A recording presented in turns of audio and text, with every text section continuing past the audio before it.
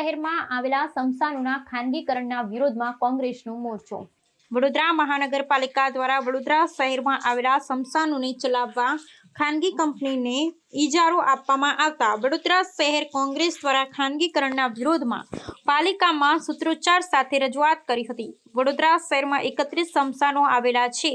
અત્યાર સુધી સંસ્થાઓના માધ્યમથી અંતિમ વિધિની તમામ ક્રિયા સંસ્થાના માધ્યમથી વિનામૂલ્યે કરવામાં આવી હતી, પરંતુ હવે વડોદરા મહાનગરપાલિકા દ્વારા આ તમામ પ્રક્રિયા ખાનગી સંસ્થાને સોંપી એક મૃતદેહ પૈકી 7,000 રૂપિયા ખાનગી સંસ્થાને આપવાનું નક્કી કરવામાં આવ્યું છે। ત્યારે કોંગ્રેસ પાર્ટી દ્વારા તેનો વિરોધ કરવા પાલિકાની વડી કચેરી ખાતે પહોંચ્યા હતા અને મને પાછો લેવા રજૂઆત કરી હતી।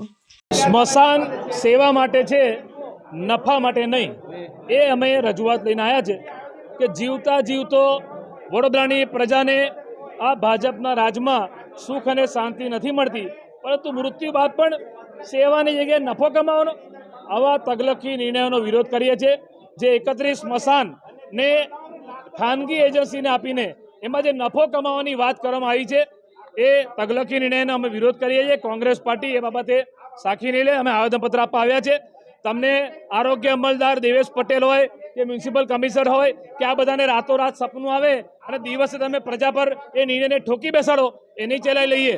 તમે કેટલા બુદ્ધિજીવી લોકોને બોલાયા, તમે કેટલા ટ્રસ્ટને બોલાયા, તમે કોઈનો ઓપિનિયન લીધો, કોઈ સર્વે કર્યો? તમે ડાયરેક્ટ જ હવે જે ટ્રસ્ટ સેવાના હેતુથી વર્ષોથી કામ કરે છે નિસ્વાર્થ ભાવે, તો એમને તમે કામ કરવા દેવું જોઈએ। આમાં ખાનગીકરણ, આમાં કોન્ટ્રાક્ટ પદ્ધતિ, શું તમારા કોઈ મળતિયાને કામ અપાવવાનું છે? શું આમાં કોઈનું કમિશન છે? આ બધા પ્રશ્નો પ્રજાના મગજમાં પણ છે અને એ પ્રશ્ન અમે લઈને આવ્યા છે। કોંગ્રેસ પાર્ટી આ બાબતે સાખી નહીં લે, આંદોલન કરીશું। દર ભીખમાં દર વખતે ભ્રષ્ટાચારની બૂમો લાગે છે અને નરી આંખે દેખાય બી છે ભ્રષ્ટાચાર। ટેન્ડરોમાં રિંગ થઈ જાય, બધી બાબતમાં ભ્રષ્ટાચારની બૂમો લાગે છે। શહેર જુઓ, આખો ખાડા પડી ગયા છે, એ ભ્રષ્ટાચાર જ છે।